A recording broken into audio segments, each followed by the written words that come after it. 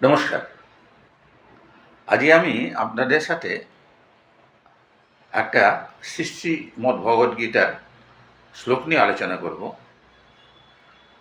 শ্রীশ্রী ভগবদ্গীতার সব শ্লোকই খুবই সিগনিফিকেন্ট, কিন্তু আমি মনে করি কিছু কিছু শ্লোক যেন আমাদের দৈনন্দিন কাজের সাথে খুব বেশিভাবে ব্যাপ্ত হয়ে আছে। সেই রকমই একটা শ্লোক আমি আজকে আপনাদের কাছে নিয়ে এসেছি। শ্লোকটা হচ্ছে 6 অধ্যায়ের 5 নম্বর শ্লোক। উদ্ধরেতৎ আত্মানং ন আত্মানং অবসাদের আত্মা এব আত্মন বন্ধু আত্মা এব আত্মন রিপু। অর্থাৎ one should lift up one self by one self, one should not let one self get depressed or defeated, because the self is the friend of oneself and self is the enemy of oneself. অর্থাৎ শ্রীকৃষ্ণ বলছেন যে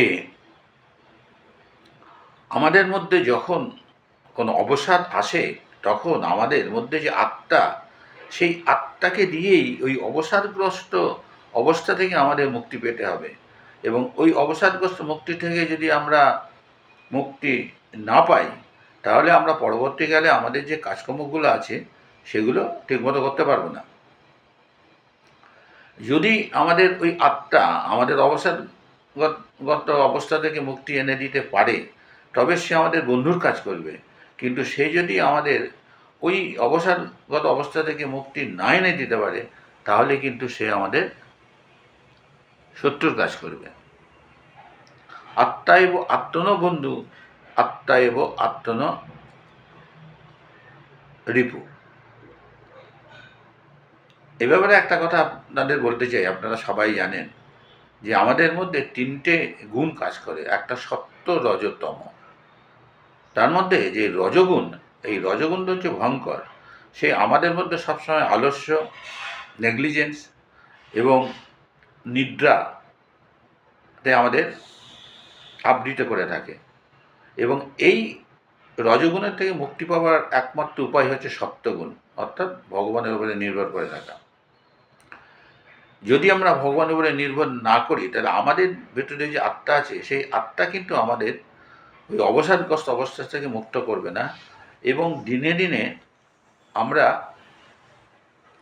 প্রচণ্ড পর্যুদস্ত হয়ে যাব।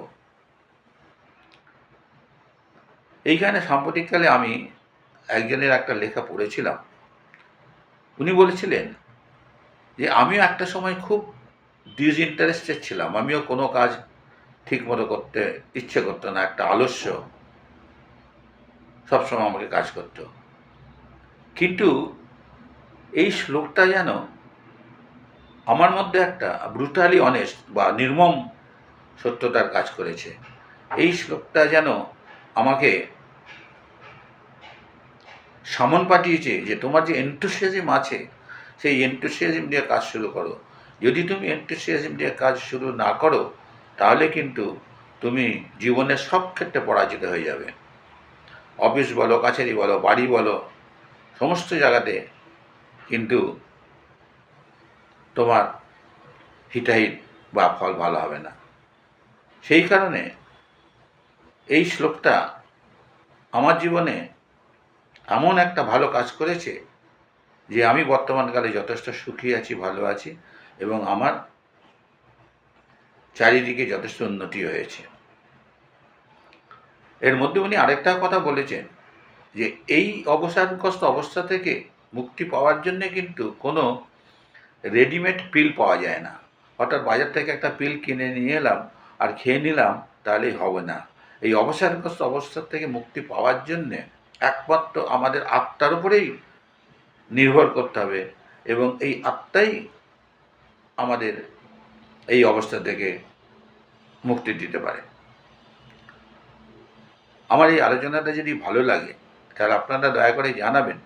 তাহলে গীতার আরও অনেক এরকম ছোটো ছোটো শ্লোক আছে, যে শ্লোকগুলো আমাদের জীবনের ক্ষেত্রে অপরিহার্য। তাহলে আপনাদের সাথে আমি আরও আলোচনা করতে পারবো। আমার ভিডিওটা যদি ভালো লাগে সাবস্ক্রাইব করবেন, লাইক করবেন। Thank you.